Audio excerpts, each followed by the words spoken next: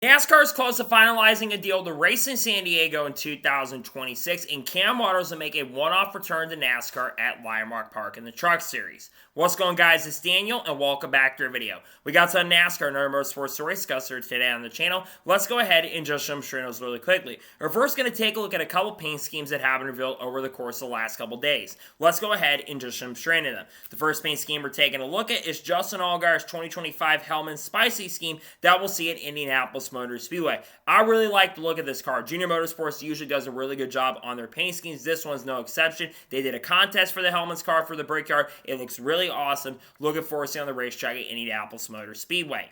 The next paint scheme we're taking a look at is Chris Buescher's 2025 Cinnamon Toast Crunch scheme that we'll see next weekend at Atlanta Motor Speedway. It's pretty exciting to see the Cinnamon Toast Crunch is going to be sponsoring the team. I think first time they've sponsored in quite some time a NASCAR car, I'm pretty sure. And it's also exciting to see them back in the sport. I think this car looks really awesome. I think it looks excellent. The colors of it look really awesome. Looking forward to seeing on the racetrack next weekend at Atlanta Motor Speedway.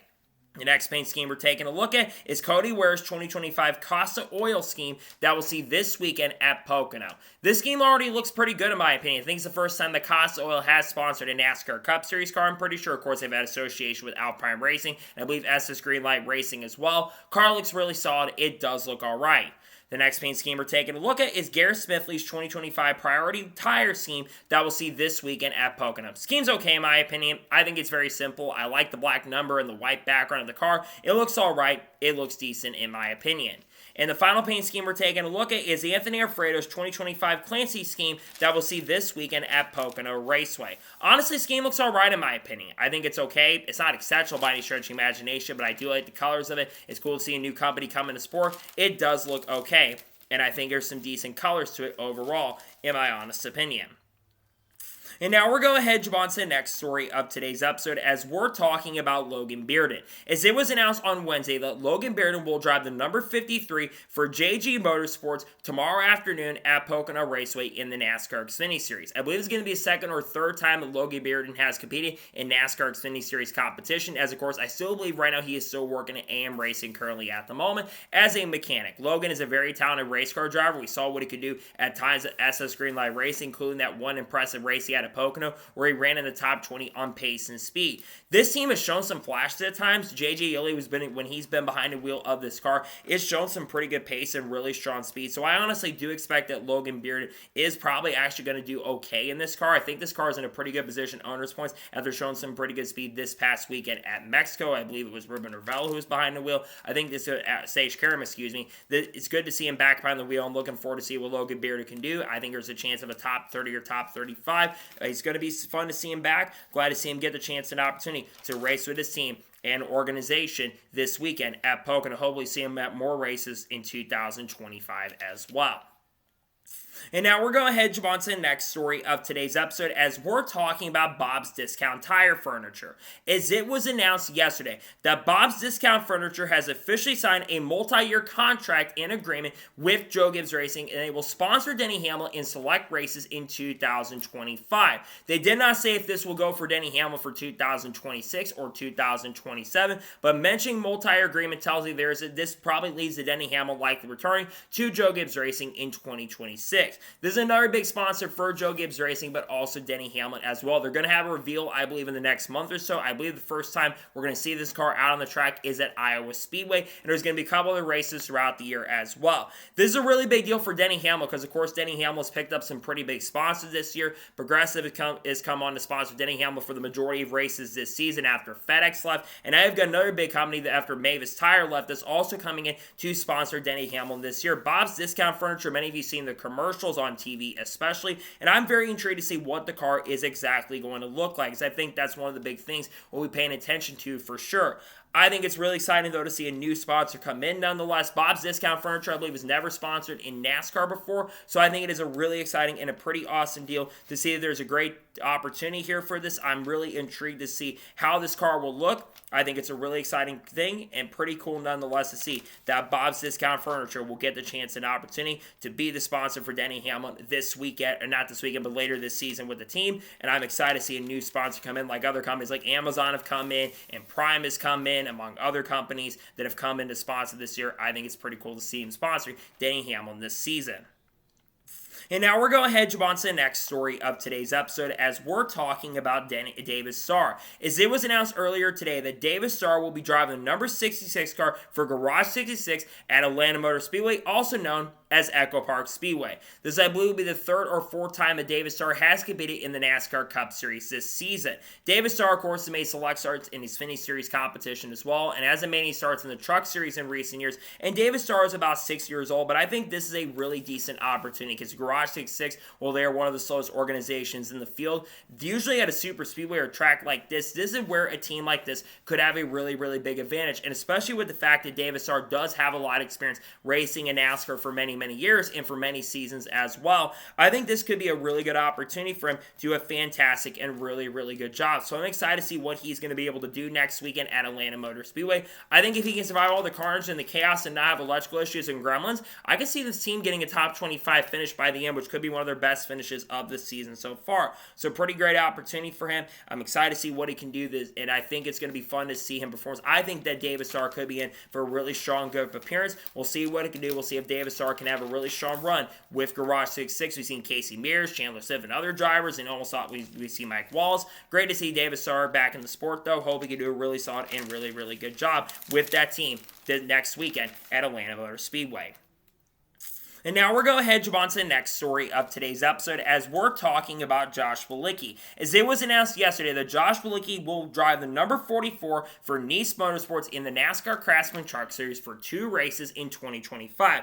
He'll drive next weekend at Lime Rock Park and then also race at the Charlotte Roval. Josh Bilicki, in my opinion, is one of the most underrated and versatile drivers in NASCAR, in my opinion. He competed with Joe Gibbs Racing in select races last year in the number 19 car, led laps at the Charlotte Roval, and showed top 5 and top 10 speed in the few races that he ran with Joe Gibbs Racing. This is going to be one of the best opportunities we have seen from Josh Bilicki this year because, in my opinion, that 44 truck, when they've had competent drivers like Bailey Curry and Ross Chastain behind the wheel, that truck has actually looked really strong and really, really competitive. So I think that Josh Bilicki will have a fantastic opportunity here to maybe go to victory lane. It's going to be tough to beat guys like Corey Heim and Cam Waters and Brent Cruz and other guys in the field, but I think in those 2 races, this is going to be a really fun to see what he can do. I've been wanting to see Josh Bilicki get more starts and more opportunities with top-level teams and top-level equipment, and this is a team, in my opinion, that is actually really, really solid. Nice is not like top as they were in 2022 or whatever when Carson Osbar was driving, but I think he's going to have a very solid run.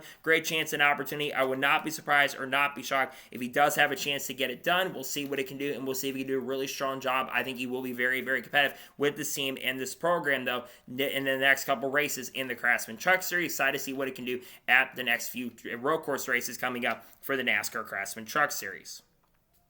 And now we're going to jump on to the next story of today's episode as we're talking about Kaz Grala. As it was announced on Wednesday that Kaz Grala will drive the number 24 car for Sam Hunt Racing for 3 races in 2025. His first start will be at the Chicago Street Course in early July. After that, he'll race at Watkins Glen in late July going into early August. And then his final race with this team will be at the Charlotte Roval. For those who have been wondering where Kaz Grala has been throughout the season so far, Kaz Grala has not made any starts really at all in NASCAR's competition this year, as he's been working as someone with the Legacy Motor Club team as a reserve driver and a simulator driver. There's been talk and rumors he could be one of those drivers who's in the running for maybe a third Legacy charter if Legacy is able to get that third charter from Ware Racing, which we'll talk about here in just a short little bit. Kaz Grala, in my opinion, is a very underrated road course racer. He is someone who can absolutely get the best out of equipment for sure at road courses. We saw what he could do with Young's Motorsports at tracks like Circuit Americas, for example, and I think that Kaz Grala is a pretty good race car driver. I would not be surprised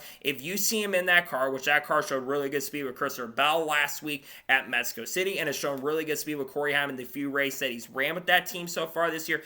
I would not rule out a possibility of getting a top 5 or a top 10 minimum in all 3 of these races. This car has shown some light this season. It's shown some good pace and pretty strong speed. I think he's going to be in for a really strong and good run with this program. I'm excited to see what he can do. I like Kaz a lot. I wish he was full-time in NASCAR competition. I remember when he drove for this team and had some really good shining runs with this team and organization. So I do expect the Kaz Grala is going to have a really good opportunity to be very, very competitive. I'm excited to see what it can do. I'll definitely be looking forward to seeing him perform. I'm excited to see him get the chance and opportunity to work with Sam Hunt Racing for a couple races in the NASCAR Xfinity Series in 2025. I think he'll be pretty competitive and really fast with the team and the organization this season.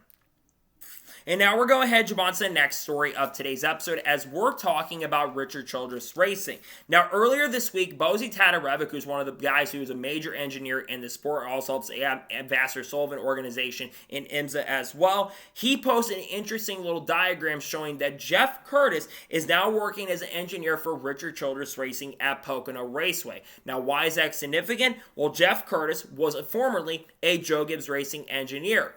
Remember that big rumor last year that was going around from people like Jenna Fryer and many reporters in the industry that a Joe Gibbs Racing engineer was helping out Richard Childress Racing when it comes to simulator work? Because obviously we all know that race at Rich and Austin Dillon all of a sudden, after not really showing any pace and speed at all and being like 30th in the regular season standings going into that race, all of a sudden Austin Dillon showed some really big speed and went on to win despite the fact that controversy that happened. The RCR cars showed a lot of really good speed near the end of the year and the season, and we've been wondering who that engineer was. Well, it looks like that engineer has finally been showing up to the racetrack. I will say this about RCR this year. They have shown a little bit more light in 2025 compared to 2024. They're not back to where they were like in 2022 where both cars were competing for a playoff spot, but this team has definitely been a little quicker. Austin Dillon, despite the fact he's got the fourth least amount of stage points anybody in the field, he's actually put together some really decent finishes this year. And Kyle Busch has actually been solid this year as well, despite the fact he's 20th in his standings. He just sometimes overpushes the equipment and ends up wrecking the equipment that he's driving for.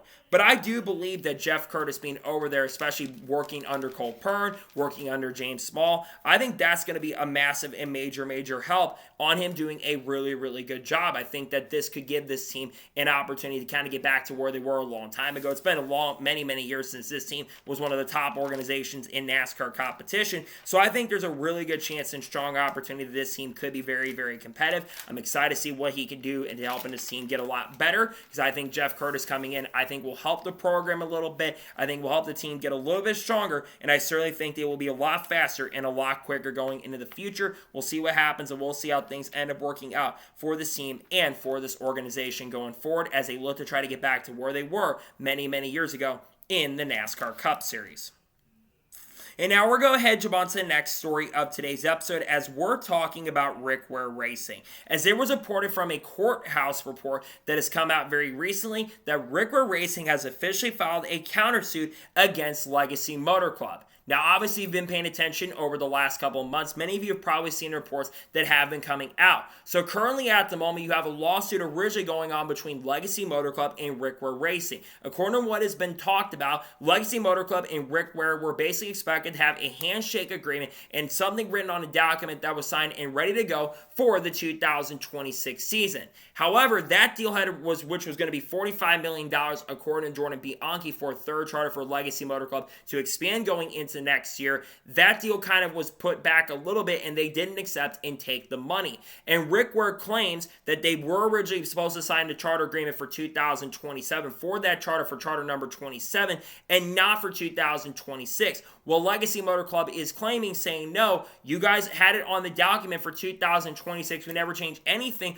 on the written document, and we want that charter for 2026. Legacy, of course, tried to apply for a preliminary injunction against Ware Racing on that charter for a week until a decision could be made. The judge declined that opportunity and declined the preliminary injunction altogether, and it was rejected. And now you've got Ware Racing, who's filed a countersuit against Legacy Motor Club. Obviously, we have heard rumors and speculation for many years that Legacy Motor Club does want to expand and become a three-car organization headed into 2026. They are looking to get a third car going into next year. If somehow they're able to find a way and win this lawsuit against Ware, there could be some major implications on the silly season front. Number one, Ware Racing may not have any charters because from what we understand, and Bob Pocker supported this as well, RFK does have a lease agreement with Ware Racing and they cannot back out of that lease agreement. So if they lose that charter for the 15 charter, they would be getting the 51 charter and then they would just lose their charter altogether, that being Ware, and nothing would change for them. In fact, RFK probably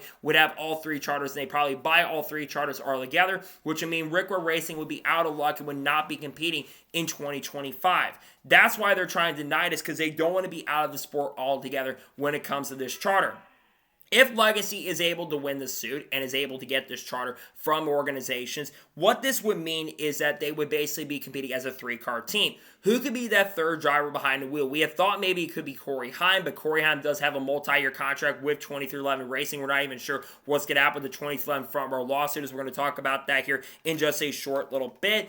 But I do believe that there's a couple other names that could be possibilities. We've heard Kaz Grala's name mentioned as a possibility. I think Kaz would be a solid option for the third car.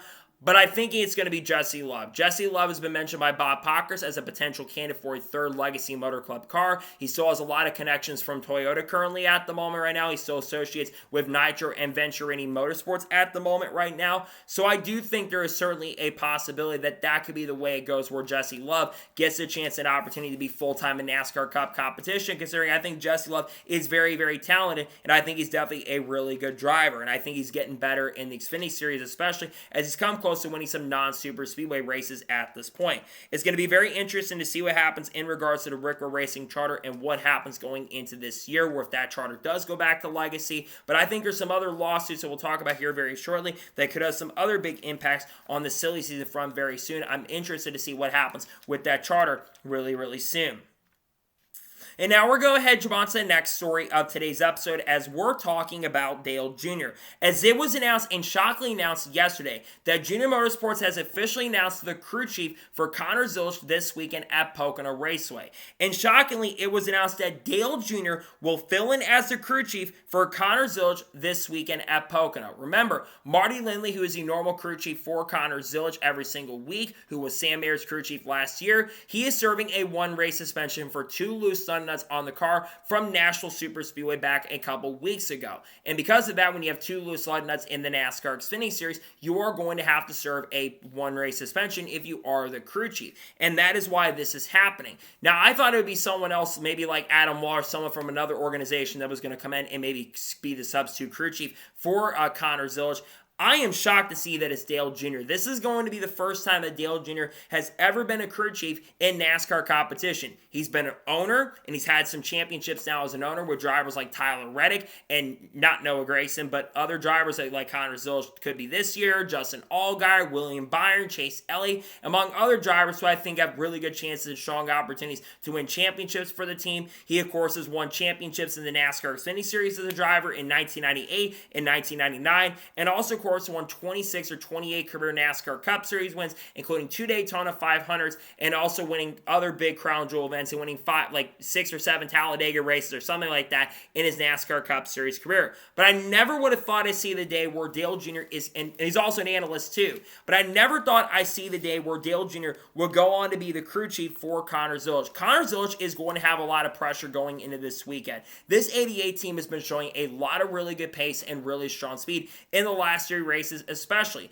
In the last 3 races, Connor Zilisch has finished second, and 5th.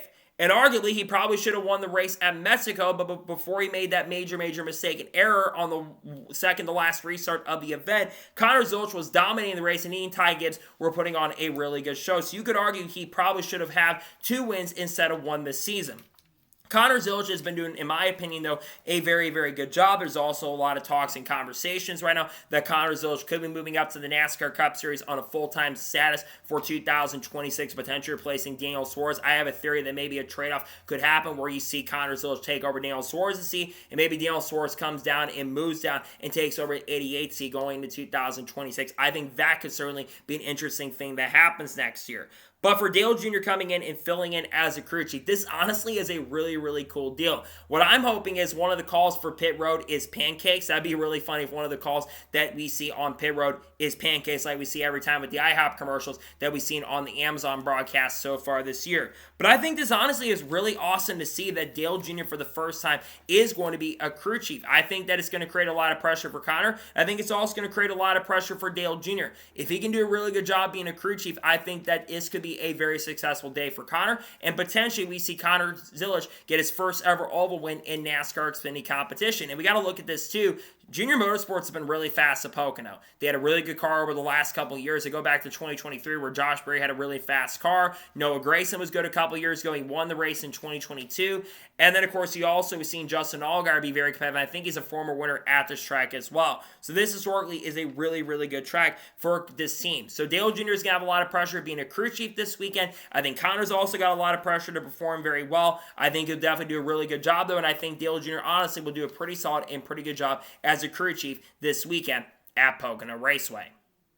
Now we're going ahead and jump on to the next story of today's episode as we're talking about the 2011 and Front Row Motorsports versus NASCAR lawsuit. As we've had more updates in regards to the 2011 Racing and Front Row Motorsports NASCAR lawsuit over the course of the last couple days. As was reported by Bob Pockers of Fox Sports, the NASCAR, according to a new document that has surfaced, NASCAR is apparently asking teams that did not go into the lawsuit, NASCAR, and actually signed the charter agreement. They're asking teams that signed the charter agreement to turn over financial information to kind of help them with the lawsuit going forward. This is part of the discovery process that is going to be coming into play, and that hearing is actually going to take place on Tuesday as well. Of course, recently there was a hearing over the countersuit that's going on between NASCAR 2011 and Front Row, where basically there was coercion and negotiation happening behind the scenes where they were talking about potentially having a boycott for certain races or so, and negotiating tactics that NASCAR is accusing the teams on. By the way, I think NASCAR was a little bit in the wrong in that. I think negotiating is not something that is illegal.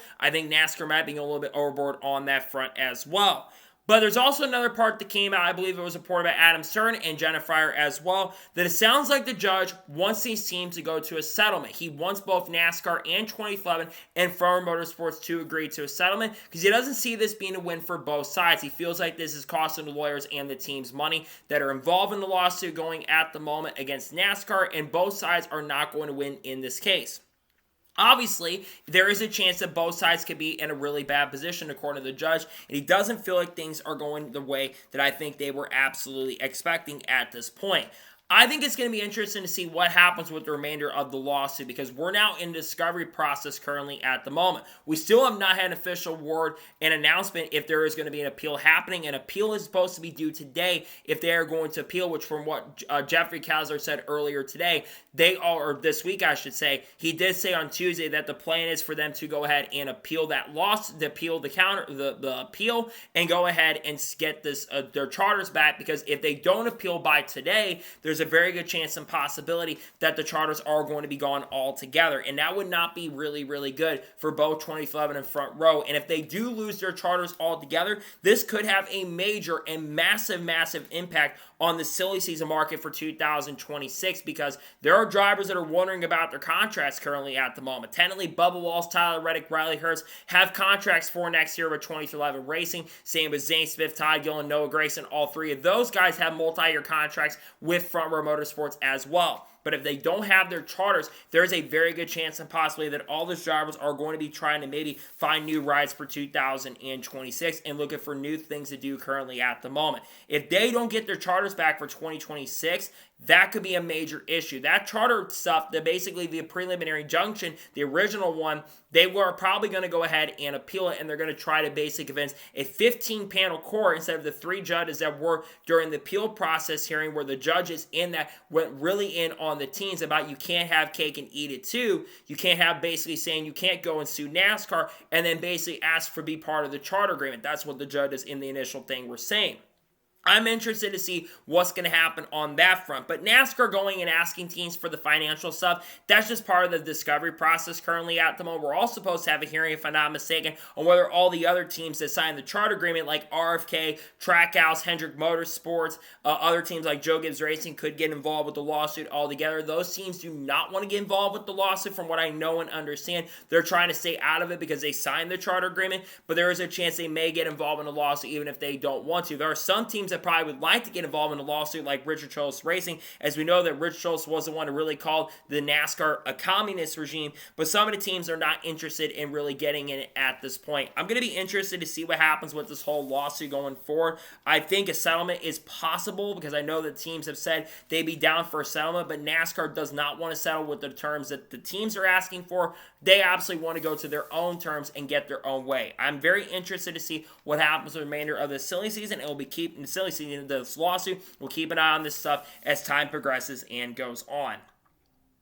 And now we're going to go ahead and jump on to the first of two major stories in today's episode as we're talking about Cam Waters. We did a video covering the story on the channel yesterday, but it was announced yesterday that Cam Waters will drive the number 66 for ThorSport Racing next weekend at Lime Rock Park. This is going to be the first time that Cam Waters has competed in NASCAR's top three divisions since racing in a couple NASCAR Craftsman Truck Series races in 2024, with ThorSport Racing making a one-off start in the NASCAR Cup Series at Sonoma Raceway, where he's running inside the top 5 and top 10 in the number 60 car in that event, but unfortunately did not have the best finish out there. Got caught up in that big crash and incident that took place going in turn number 11 when everyone started to basically go ahead and start bowling in the corner, and Cam Waters fell out of the race with a ton of damage on the car. This is going to be a really good opportunity for Cam Waters. ThorSport Racing is a team this year, let's be real and honest. They have definitely taken some steps backwards in regards to performance as a team and organization. They have not been the fastest organization out there this year. There's only one car or truck, that is currently in the playoffs at this particular moment.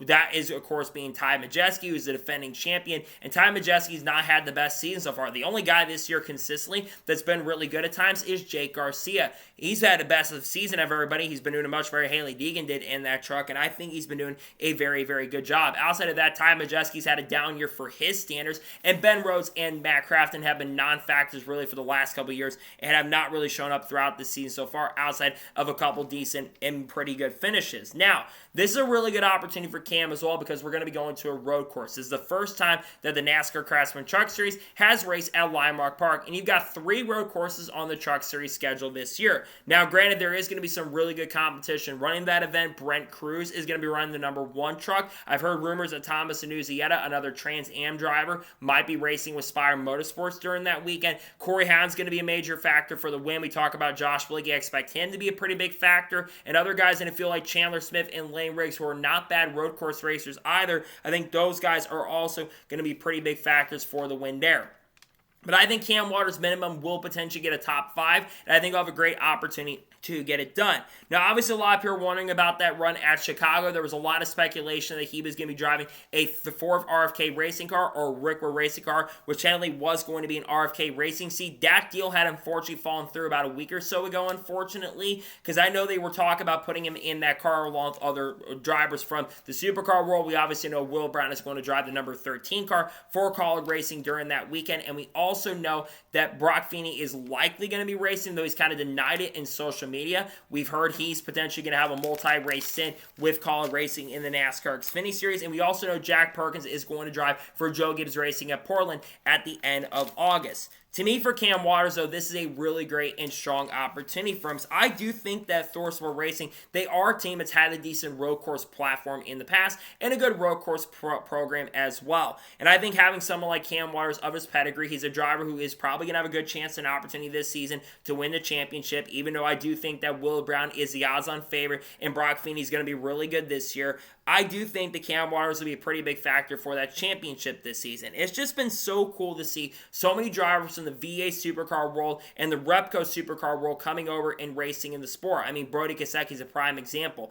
I think having this expansion from those series, and a lot of it is due to Shane Van Gisbergen's success. And Shane Van Gisbergen just picked up his 2nd career NASCAR Cup Series victory at Mexico City this past weekend and is arguably maybe one of the best road course racers we have seen in the history of NASCAR ever. He's won 3 Xfinity road course races and 2 Cup. Now just get him in a truck, he might be able to win all 3 series at types of road course tracks. But I think for Cam Waters, this is a really, really great opportunity for him. I think ThorSport is a team that, like I said, they've had a down year in performance this year. There's been rumors they could switch manufacturers, but also could say with Ford going into next year, I think Cam Waters, especially with his Ford connection, they're going to do whatever they can to try to give Cam Waters the best chance and opportunity to go to victory lane. I think he will have a pretty big advantage to be a major factor for the win because a lot of guys have never ran at this track before. A few of the Trans Am guys, I believe, have driven at this track, like Brent Cruz, I believe Thomas Annunziata has also driven at this track before. But I think for Cam Waters, this is going to be a fantastic and great opportunity, and I think he's going to look forward to it. I think he's actually really excited about it, and I can't blame him. I think having a guy of Cam's caliber, someone who's very talented, won a lot of races in his career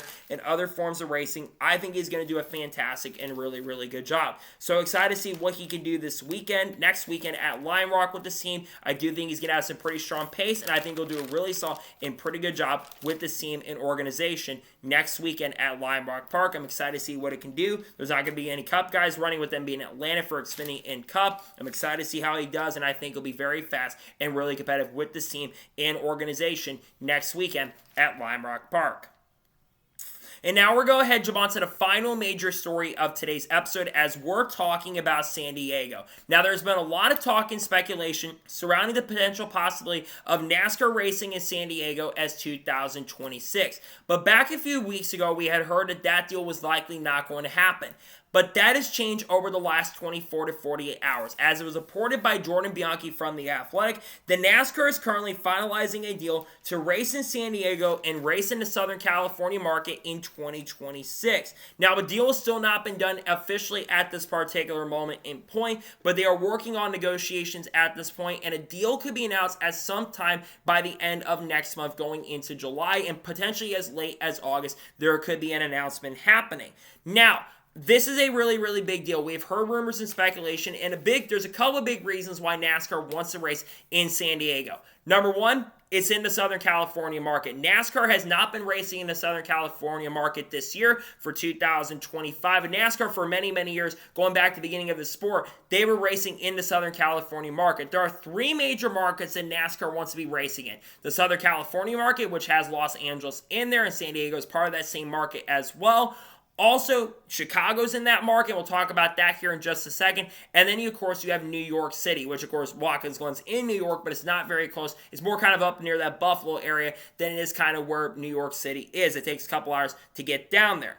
As for Chicago, we'll get to that in a second, but as for San Diego, one thing the other big reason is because NASCAR wants to be in that market, but the second big reason is because NASCAR wants to continue having a street course race on the schedule. NASCAR has seen the success of the Chicago street course, and I know the first 2 years of the street course event, we haven't seen the year number 3 so far this year, though they're setting up the track currently at the moment. The first 2 years have had success when it comes to really cool stories. Of course, Shane Van Gisbergen came in and drove that car for Trackhouse Racing in Project 91, picked up a pretty impressive win there, and now has led them having a pretty decent career up to this point in NASCAR competition over the last year and a half to 2 years that he's been racing in the sport.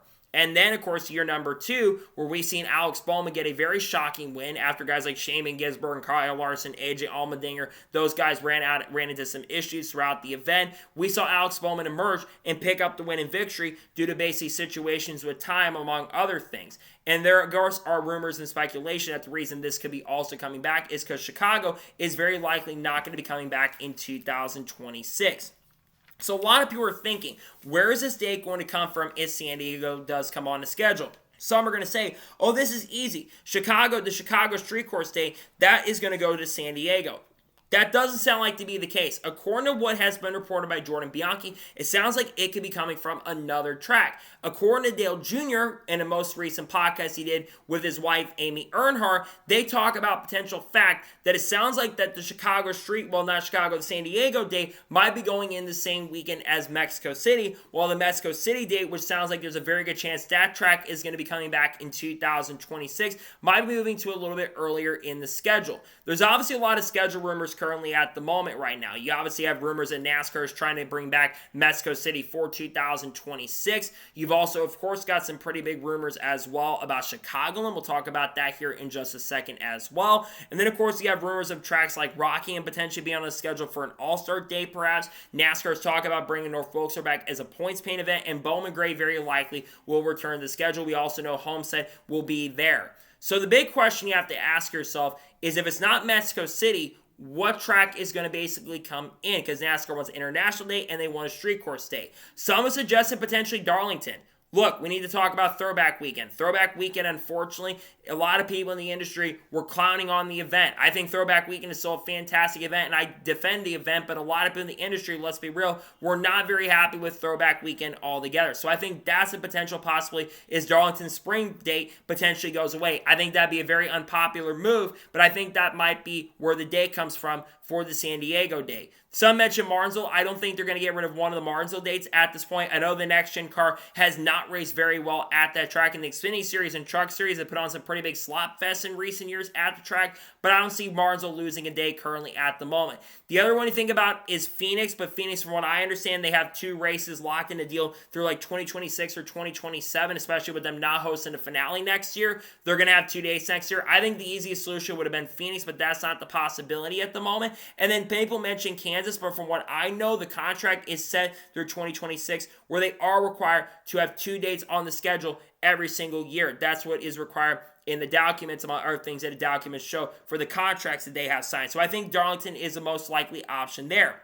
So it's not coming away from Chicago. What does this mean for the Chicago Street Course? Well, it sounds like from a lot of people have been saying, and Jarrett's brought this up on the stream a couple of nights ago, basically, this sounds very likely that they're not returning to the Chicago Street Course in 2026. But NASCAR, they want to remain in the Chicago market. And there's been a lot of talk in recent weeks as well that NASCAR will very likely return to Chicagoland for 2026. Carson Osbar kind of blurted out during that same live stream where he unfortunately got in a lot of trouble for saying certain things. Carson Hocevar basically kind of said, yeah, I'm excited to go back to Chicagoland. I think the track's going to race really well, and the track looks excellent, especially after flying over the track in a helicopter about a week or so ago. There's a lot of speculation that Chicagoland is going to come back. And Chicagoland, in my opinion, especially with the next-gen car, I think it's going to race really, really well, and it's going to work wonders. I think the racing product is going to be excellent. I think it's going to be fantastic, and I think Chicago will put on a really solid and a really good product and a really good racing show as well.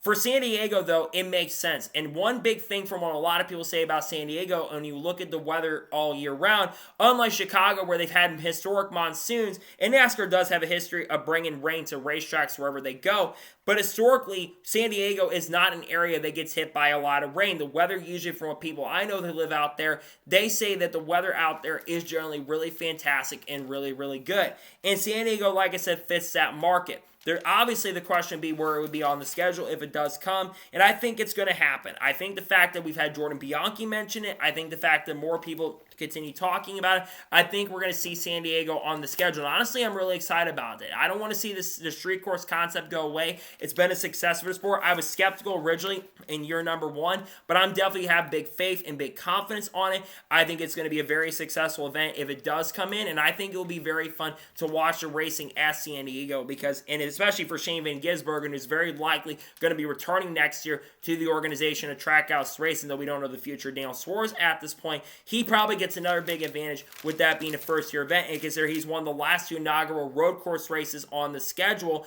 I think he'd be the favorite going into that event. But nonetheless, I think it's really exciting that it sounds like San Diego is going to be on the schedule in 2025-6. I think it's exciting, and I'm definitely looking forward to see it out next year, as I think it's going to be a really fun event for fans going to the race as well, and I think San Diego has earned an opportunity to be on the schedule for 2026.